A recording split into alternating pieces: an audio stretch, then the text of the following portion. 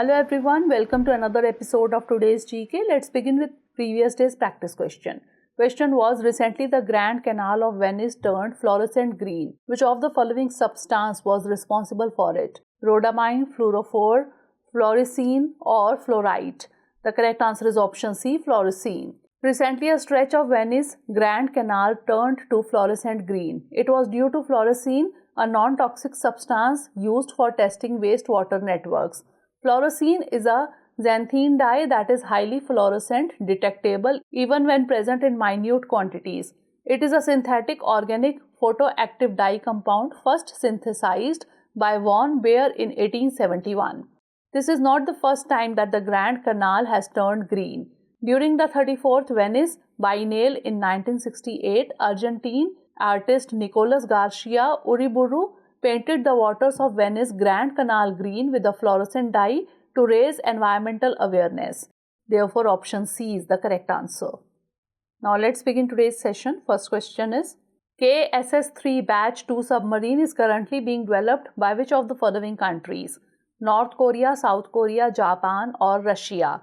The correct answer is option B, South Korea. Recently, South Korea has come up with a special proposal to provide its advanced KSS-3 Batch 2 submarine to India, opening up the possibility of a purchase for the country. The KSS-3 Batch 2 submarine is an advanced version of its predecessor in terms of combat management systems, firepower and sonar capabilities. It is jointly developed by Daewoo Shipbuilding and Marine Engineering and Hyundai Heavy Industries. The KSS-3 submarine is a series of diesel-electric attack submarines. It is expected that South Korea will produce the first ship of KSS-3 Batch 2 in 2025. Therefore, option B is the correct answer. Next question is, consider the following statements regarding Universal Postal Union. 1. It was established by the Treaty of Bern 1874. 2. It has no regional office in India yet. 3. Its headquarters is in the city of Zurich, Switzerland. How many of the statements given above is or are correct? Only 1, only 2, all 3 or none? The correct answer is option A, only 1. Recently, the Union Cabinet chaired by the Prime Minister has approved to establish a regional office of the Universal Postal Union in New Delhi. Hence, statement 2 is not correct. The approval enables India to play active role at the multilateral organizations in postal sector with emphasis on South-South and triangular cooperation. The UPU was established by the Treaty of Bern of 1874. Hence, statement 1 is correct.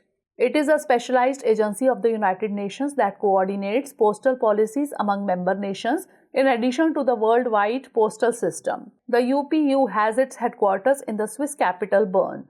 Hence, statement 3 is not correct. Therefore, option A is the correct answer. Next question is, consider the following countries. 1. Botswana, 2. South Africa, 3. Zimbabwe, 4. Zambia, 5. Angola. How many of the above mentioned countries share a land border with Namibia? Only 1, only 3, only 4 or all 5? The correct answer is option C, only 4. Recently, the External Affairs Minister embarked on two-nation tour of South Africa and Namibia. Namibia, officially the Republic of Namibia, is a country in the southern African continent. Its western border is the Atlantic Ocean. It shares land borders with Zambia and Angola to the north, Botswana to the east and South Africa to the south and east. Although it does not border Zimbabwe, less than 200 meters of the Botswanan right bank of the Zambezi River separates the two countries. Therefore, option C is the correct answer. Next question is, recently with the help of artificial intelligence, scientists have found a new antibiotic for which of the following multi-drug resistant bacteria? Enterococcus, Candida krusei, methicillin resistant Staphylococcus aureus or Acinetobacter baumannii. The correct answer is option D, Acinetobacter baumannii. Recently, a group of scientists have discovered a new antibiotic using artificial intelligence that can kill the deadly superbug Acinetobacter baumannii. The scientists involved in the research are from McMaster University and the Massachusetts Institute of Technology.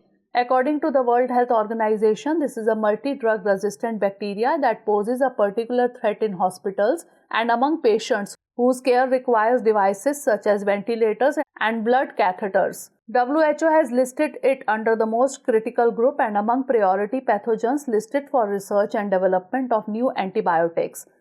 WHO says that Acinetobacter can cause severe and often deadly infections such as bloodstream infections and pneumonia. Therefore, option D is the correct answer.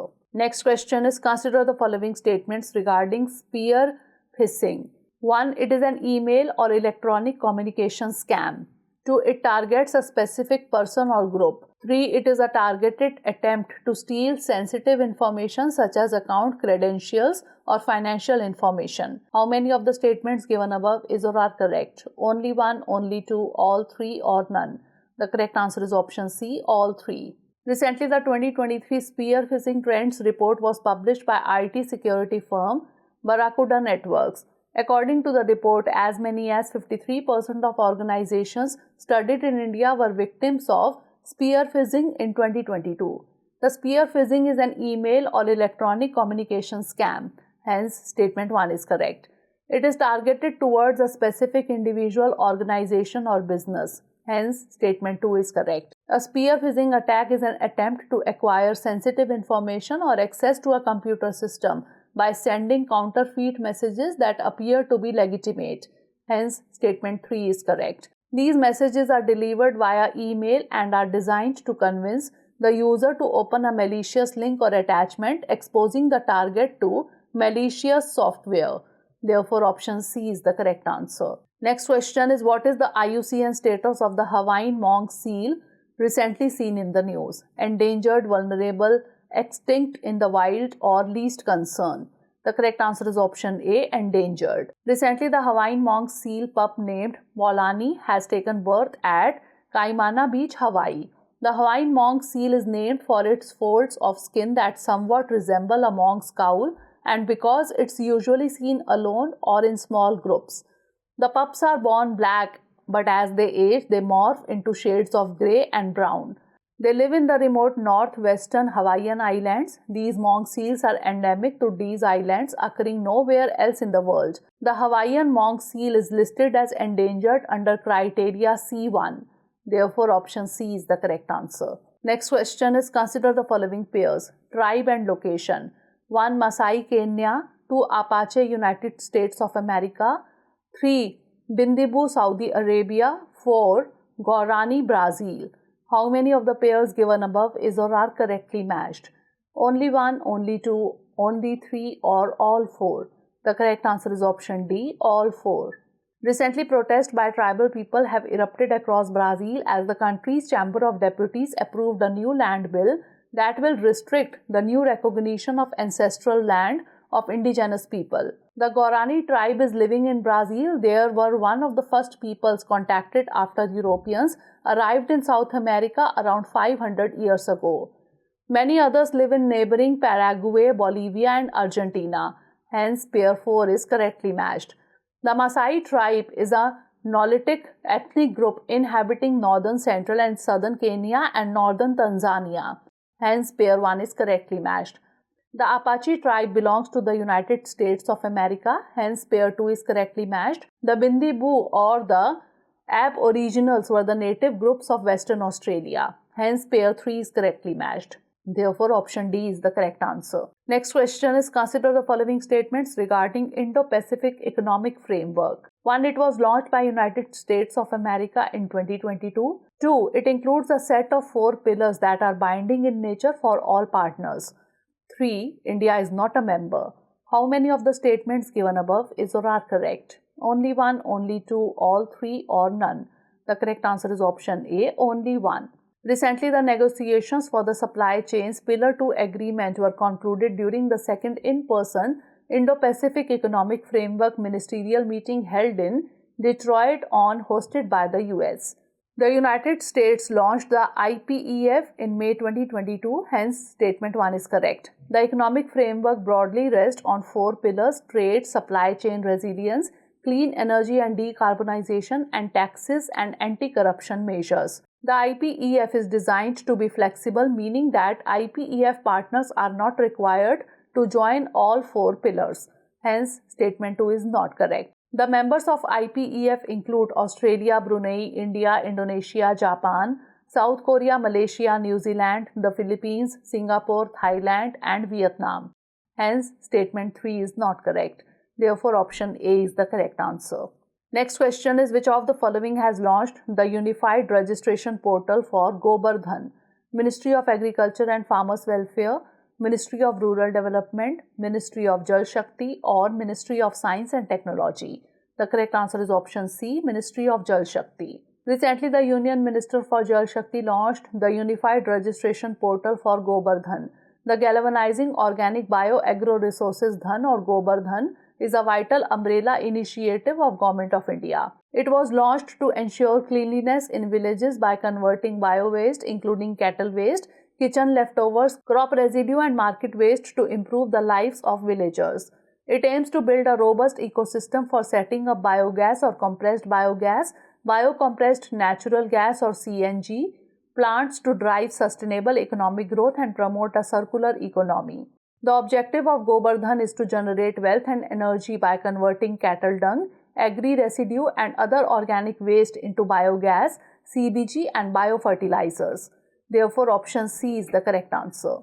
Last question is, it is a 7-week long summer boot camp in the June-July which equips each student with key digital and entrepreneurial skills to create their own online venture by the end of the boot camp. The above given statement talks about which of the following?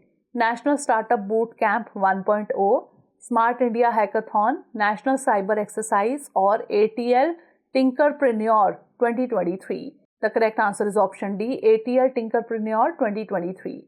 Recently, the Atal Innovation Mission Niti Aayog has opened registration for ATL Tinkerpreneur 2023, a flagship summer boot camp under AIM's Atal Tinkering Labs program. AIM is Government of India's flagship initiative to create and promote a culture of innovation and entrepreneurship across the length and breadth of the country. The Atal Tinkering Lab under Atal Innovation Mission is a central government initiative to create an environment of scientific temperament, innovation, creativity amongst Indian students. The ATL Tinkerpreneur is a 7-week-long virtual summer boot camp in June-July which equips students with key digital skills and frameworks to create their own online venture by the end of the boot camp. Each of the registered teams shall be provided dedicated mentoring support for the whole duration of the boot camp from Niti Aayog's Mentors of Change. Therefore, option D is the correct answer. Now it's time for the practice question. Consider the following pairs: islands and location. 1. Majuli, West Bengal. 2. Mandroy, Odisha. 3. Agati, Lakshadweep. 4. Swaraj Dweep, Andaman and Nicobar. How many of the pairs given above is or are correctly matched? Only 1, only 2, only 3 or none? Send the answer of this question in the comment section. Stay tuned for the next episode. Thanks for watching.